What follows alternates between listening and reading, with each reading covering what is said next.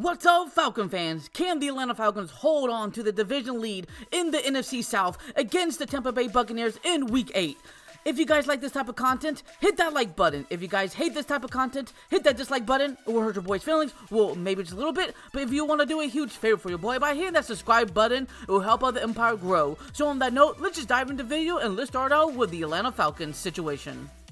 Obviously, this is not going to be a surprise to the Atlanta Falcons fans that the Atlanta Falcons ranked number 3rd in passing yards with 1,844 compared to the Arthur Smith days, where back then in 2022 through 2023 we had Marcus Mariota and Desmond Ridder at the quarterback position, where in total we were in the ranking of the 25 through the 30th when it comes to total passing yards. That's not really good.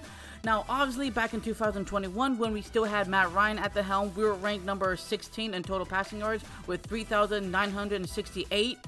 By the way, the last time that Matt Ryan threw for under 4,000 passing yards was back in 2010, where he threw for 3,705 total passing yards.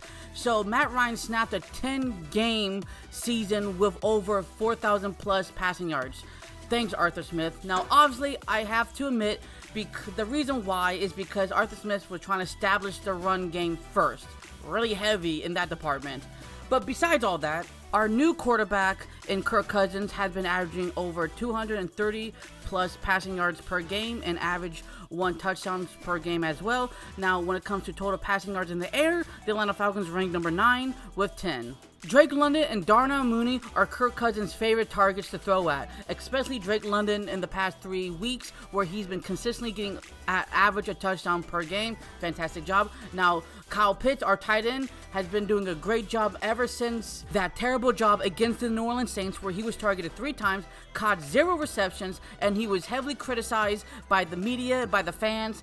And we can either blame Kyle Pitts or we could blame the coaching staff, because Raheem Morris did not do a good job, put him in the right situations. But after that game against the Tampa Bay Buccaneers, the Carolina Panthers, and the Seattle Seahawks, he has been averaging over 60 plus receiving yards. That's a fantastic jump up in my personal opinion. So when it comes to the total rushing yards, the Atlanta Falcons ranked number 14 with 837 total rushing yards. When it comes to total rushing touchdowns, we ranked number 20 with 5. And the Atlanta Falcons have to find a good balance between Bijan Robinson, that has 103 carries, and Tyler Algier with only 56. We do have some good news for the Atlanta Falcons offensive line. They ranked number 25 by only allowing 13 total sacks to get after the quarterback, compared to last season where Desmond Ridder was getting sacked constantly, at least 3 times per game. I think in total we had at least over 40 sacks that the Atlanta Falcons offensive line given up. And the astounding part is that our offensive line has been banged up this season, so really great improvement overall compared to last year. So when it comes to 3rd down conversions, we have 30 out of 79, so we definitely need to improve on that factor. But when it comes to 4th down conversions, we are 7 out of 11, so that's pretty good in my personal opinion. So now let's talk about the defensive side of the ball. So when it comes to giving up passing yards in the air, we rank number 21 with 1,438. That's actually pretty good compared to the old days of the Falcons defense, where we're allowing over 300 passing yards per game. And the crazy thing is that the Atlanta Falcons still only allowed 1 wide receiver to get over 100 receiving yards this season, and that is Rashid Rice with 12 receptions for 110 receiving yards and 1 touchdown. And when it comes to giving up touchdowns in the air, we rank number 9 with only 10. That's not that bad. So when it comes to the running game, stopping the run, we rank number 7 with 959. And when it comes to rushing touchdowns allowed, we rank number 23 and only have 5 touchdowns allowed. And I think most of those are quarterback rushing touchdowns. But the bad news is that the defense has allowed over 100 rushing yards to all opponents this season. And our kryptonite is getting after the quarterback when it comes to sacks. We rank number 32. That is dead last in getting after the quarterback with 6. That has to change. If you don't get after the quarterback, it's going to be a lot harder to win games. So now let's talk about the Tampa Bay Buccaneers side of the ball.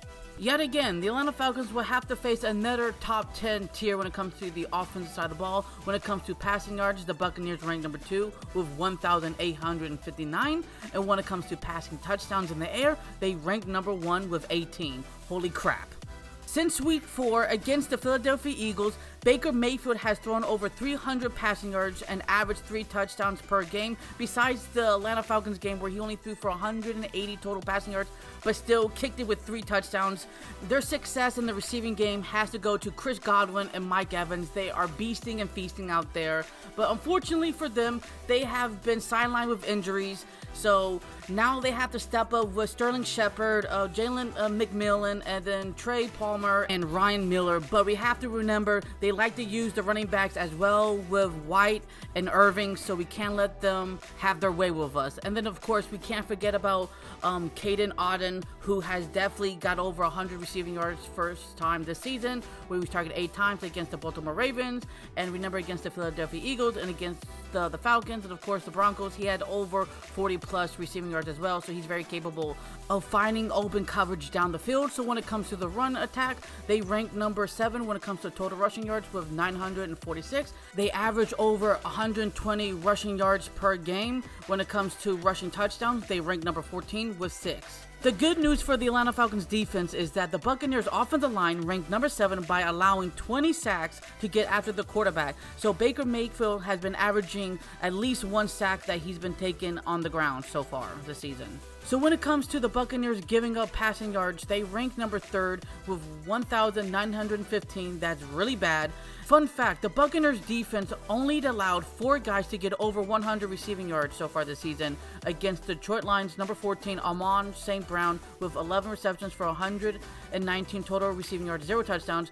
Atlanta Falcons Drake London, number 5, caught 12 receptions for 154 and 1 touchdown. Another Falcons player, and number 1, Darnell Mooney, caught 9 receptions for 105 and 2 receiving touchdowns. And then Baltimore Ravens number 7, Rashawn Bateman, who caught 4 receptions for 121 receiving yards and 1 touchdown. That's pretty cool, right?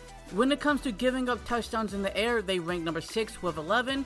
So when we talk about the run game, stopping the run, they rank number 12 with 924. The Buccaneers defense have allowed an average of 130 plus rushing yards per game or more, and that's a fantastic job in our department.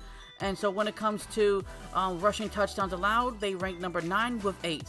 The Buccaneers defense allowed 6 out of the 8 games with at least 1 rushing touchdowns besides the Falcons and Ravens game. So when it comes to getting after the quarterback, they rank number 9 by getting 19 sacks total so far. And of course, we got to watch out for Vita Vea, the defensive tackle, and Logan Hall, who has 3 sacks, and of course, Levante Davis, who picked off Kirk Cousins last time. Speaking of being picked off, they only have 5 interceptions, but they do have 8 forced fumbles, so we have to watch out for that department. So what is the final verdict? I have the Atlanta Falcons inching out a win, 30-27. Now, this all depends on how the Buccaneers can adjust their weapons, wide receiving core, because Mike Evans is out. Chris Godwin is out. Now, Bucky Irvin seems to be questionable as well, and that's going to be a huge benefactor for us. Now, compared to the Atlanta Falcons injuries, questionable Justin Simmons, Nate Landman, and Troy Anderson. Will they be able to suit up for uniform performance? We don't know quite just yet. But compared to how Kirk Cousins destroyed the linebacking core for the Tampa Bay Buccaneers, and clearly they're having trouble stopping anybody down the middle stretch. So I think Kirk Cousins is going to do Kirk Cousins things, but this time for round 2.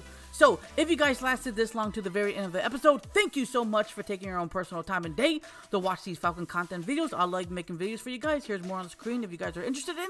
So, what do Falcons do? Rise up. Until the next episode, show love and peace to the world, and peace.